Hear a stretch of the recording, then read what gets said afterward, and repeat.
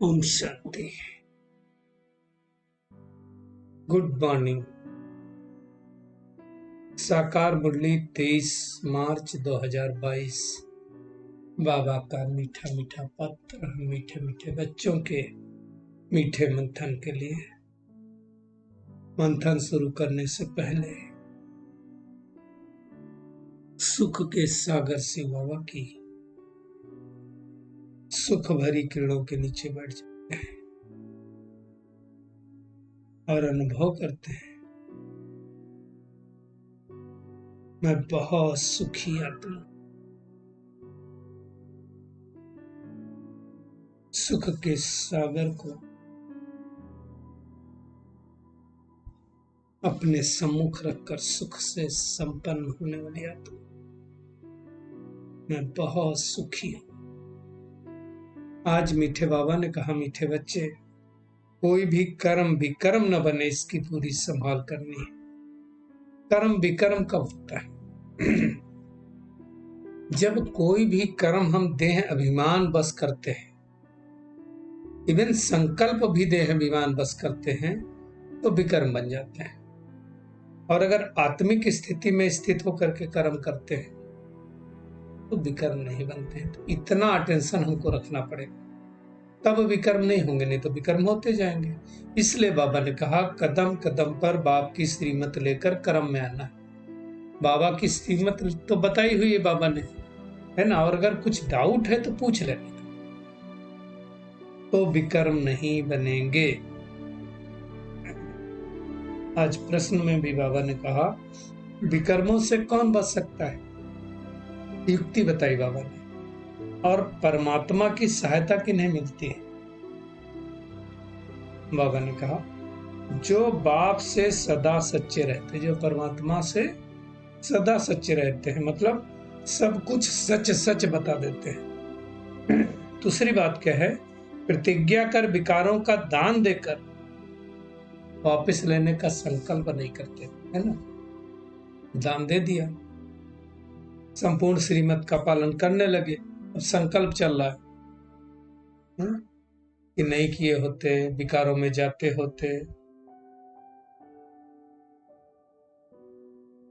तो वो संकल्प नहीं करना है। बाबा कहते हैं, जो ऐसे संकल्प नहीं करते हैं वो विकर्मों से बच जाते हैं और बाबा की सहायता भी उनको मिलती है। इसको जो कर्म विकर्म बनने से पहले राय ले लेते हैं, है ना। कोई चीज समझ में नहीं आ रही, मूझ रहे हैं, तो बाबा से पहले राय पूछ लेते हैं। साकार को अपना सच्चा सच्चा समाचार बताते हैं। साकार बाबा तो है नहीं, ब्रह्मा बाबा नहीं है, तो अभी निमित्त बहुत सारे लोग हैं ना, दादियां हैं, बहनें हैं, उनको बता दो। रोज शाम को बाबा को अपना पोता मेल लिख दो।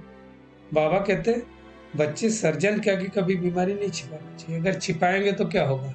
बीमारी बढ़ती जाएगी, है ना, पद भी भ्रष्ट हो जाएगा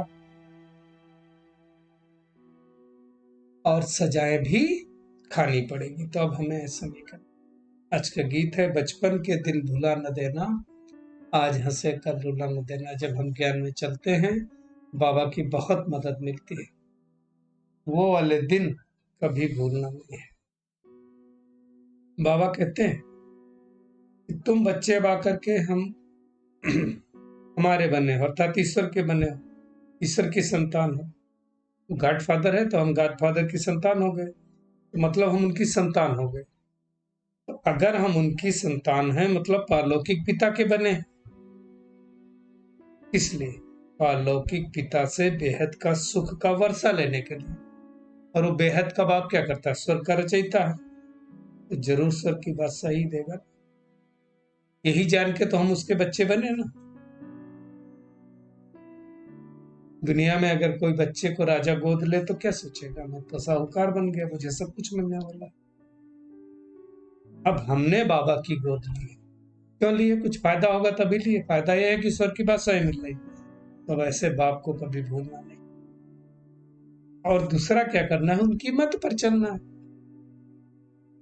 रावण की मत पर चले तो विकर्म बने, अब परमात्मा की मत पर चलेंगे तो विकारों से मुक्त होंगे। चेकिंग करना है, धोखा नहीं खाना कभी।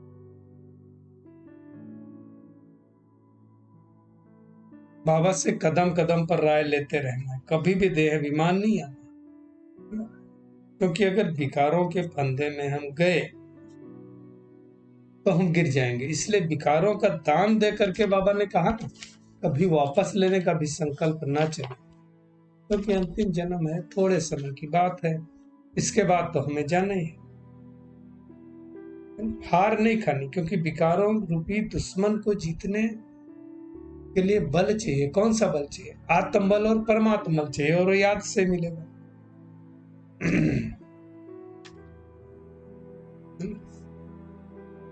तो कयामत का समय अब आ रहा है। सजाओं के हिसाब किताब से बचने के लिए एक बाबा की याद करें। दुनिया वाला काशी कलवट नहीं खाना, सच्चा सच्चा काशी कलवट खाना, अर्थात सच्चा सच्चा शिव बाबा पर बलि चढ़ना। हम बने क्यों हैं शिव बाबा का? उनसे वर्षा लेने के लिए। तो जो पाप किए हुए हैं वो सब कुछ बाबा से बता देना। बाबा ने कितनी बारी कहा है कि आधा माफ हो जाएगा, और फिर जो बचे हैं पाप कर्म, उनको क्या करना? अमृत बेले बाबा के साथ बीज रूप अवस्था में बैठ करके उन विकर्मों को नष्ट कर देना है। यही काम करना है। दुनिया के तरह नहीं कि खाली रावण का पुतला जलाएं और रावण तो अंदर बैठा, उसको नष्ट न करें। हमें क्या करना है? विकर्मा जीत बनना है, मेहनत करनी है। रावण क्या है ये तो हमको समझ में आ गया ना, उसको अच्छी तरह से समझ करके उस पर विजय पाने की मेहनत करें, और धीरे धीरे धीरे धीरे संपूर्ण निर्विकारी बन जाना। देखो संपूर्ण विकारी कैसे बने? द्वापर युग से धीरे धीरे गिरते हैं तो संपूर्ण विकारी बने, लेकिन अब इस अंतिम जन्म में संपूर्ण निर्विकारी बनना है। तो सोचो, 2500 साल लगे जिसको संपूर्ण विकारी बनने में, तो निर्विकारी में बनने में अभी इसी जन्म में बनना है, थोड़े समय में बनना है। तो हमको ज्यादा मेहनत करनी है, और फर्दर कोई विकर्म न हो उसका ध्यान रखना। बाबा कहते हैं तुम्हारी चढ़ती कला है, चेक करना मेरी चढ़ती कला हो रही कि नहीं हो रही, महात्मा नीचे तो नहीं गिरा रही। उतरती कला हुई, 16 कला से हम कला विहीन हुए, अब हमें चढ़ती कला में जाना है। भगवान 16 कला संपूर्ण बनाने आया है ना, तो हमें 16 कला संपूर्ण बनने का पुरुषार्थ करना है। कलयुग का देखो अंत है, थोड़े दिनों बाद सतयुग का आदि होगा, और इसके बीच में ही बाबा आया हुआ है। ये जो थोड़ा सा समय बचा है उसमें भी मेजोरिटी तो समय बीत गया, तो जो थोड़ा सा समय बनना है बचा है उसमें ही हमें धर्म श्रेष्ठ कर्म श्रेष्ठ बनना है ना?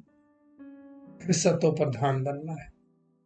सतो प्रधान बनने के लिए जैसे ब्रह्मा बाबा तपस्या कर रहे हैं कल्प वृक्ष की जड़ में, ऐसे हमें भी तपस्या करनी है।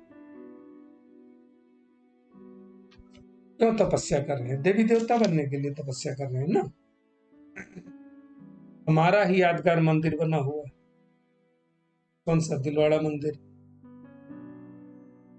इसमें मम्मा बाबा अनन्य बच्चे से बैठ के तपस्या कर रहे हैं। ये सारी बातें बाबा ही हमको समझाते हैं।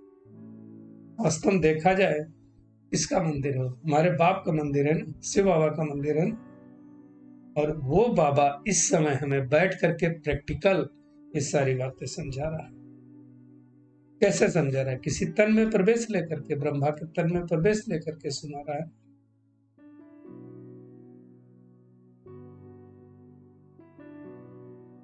तब वो पतित पावन बाबा आया हुआ है इस पूरी सृष्टि को पावन बनाने के लिए। तो हमें पावन बनने का पुरुषार्थ करना है, अर्थात शूद्र से संपूर्ण ब्राह्मण बनने के लिए मेहनत करना है। बाबा ने स्पष्ट रूप से कहा जो बाद में आएंगे कंप्लीट ब्राह्मण तो नहीं बनेंगे। बाबा ने कहा ये बातें उनकी बुद्धि में बैठेंगी जिनकी बुद्धि में कल्प पहले बैठी होंगी। नहीं तो बाहर गए तो फिर ज्ञान सुना उतनी देर अच्छा लगा, वो बेनिफिट नहीं है। बेनिफिट क्या होना है? ज्ञान की प्रारब्ध जो है उस नशे में स्थित रहे, इसमें मेहनत है। दुनिया में तो क्या कथाएं सुन करके फिर चले गए, फिर घर में वैसे के वैसे। बाबा कहते हैं वैसी कथा है नहीं, इसलिए यहाँ धारण करना है, इसलिए लोग कमाते हैं, क्योंकि धारण करना पड़ता है। दुनिया में धारण तो करना नहीं पड़ता, लेकिन अगर धारण नहीं करेंगे तो हम सतयुग में जाएंगे कैसे? इन बातों को अच्छी तरह समझ करके पुरुषार्थ करना है। बाकी दुनिया वाले गुरु गोसाई की तरह नहीं करते, हालांकि उनको भी कोई फॉलो नहीं करता, और ना ही वो ये ज्ञान सुना सकते हैं, नहीं तो उनके फॉलोअर्स चले जाएंगे, फिर पैसा कहाँ से आएगा? तो बाबा कहते हैं मेहनत करो, जैसे ब्रह्मा बाबा ने और मम्मा ने मेहनत की, वैसे मेहनत करो तो गद्दी नसीब बनेगा, पवित्र बनो, देह विमान छोड़ो। बाबा लेने आया है, लेके कब जाएगा? पवित्र बना करके ही ले जाएगा, और बाबा की याद से पवित्र करेंगे, बनेंगे तो बात सही मिलेगी। सजा खा करके बनेंगे तो बात सही भी चली जाएगी। दुनिया में गाते हैं ना, भक्ति का फल देने भगवान आएगा, तो आ गया ना ज्ञान देने के लिए। तो अच्छी रीत से बाबा की बातों को समझ करके पुरुषार्थ करना है, मेहनत करनी है, मूंझना नहीं। कोई चीज समझ में नहीं आ रही है, पूछ लेने का है। तो आज सारा दिन एक तो देह विमान से मुक्त होने की मेहनत, विकारों से अपने आप को संभालना है, कर्म विकर्म अकर्म की अच्छी तरह से गति समझ करके बाबा से या निमित्त से राय लेनी है। माँ बाप को फॉलो करना है, ऊंच पद पाने के लिए संपूर्ण पावन अवश्य बनना है। आज का बाबा का वरदान है, न्यारेपन की अवस्था द्वारा पास विद ऑनर का सर्टिफिकेट प्राप्त करने वाले अशरीरी हो।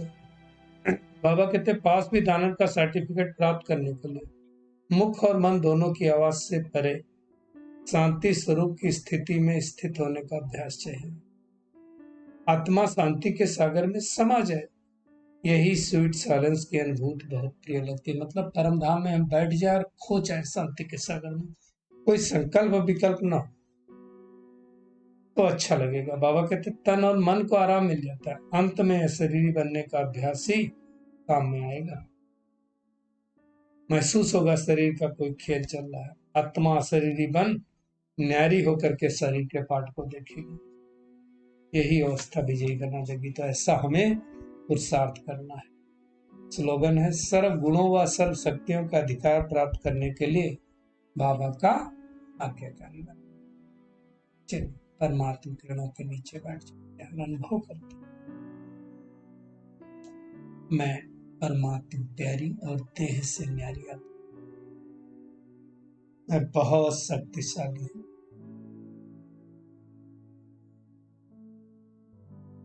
देह अभिमान के फंदे से मुक्त आत्मा, कर्म विकर्म की गति को समझकर श्रेष्ठ कर्म करने वाली आत्मा हूँ। अनुभव करें, मैं मास्टर सर्वशक्तिमान आत्मा हूँ, मैं मास्टर सर्वशक्तिमान आत्मा हूँ, मैं मास्टर सर्वशक्तिमान आत्मा हूँ। शुक्रिया मीठे प्यारे बाप दादा, शुक्रिया आप सभी का इस मीठे मंथन के लिए। ओम शांति।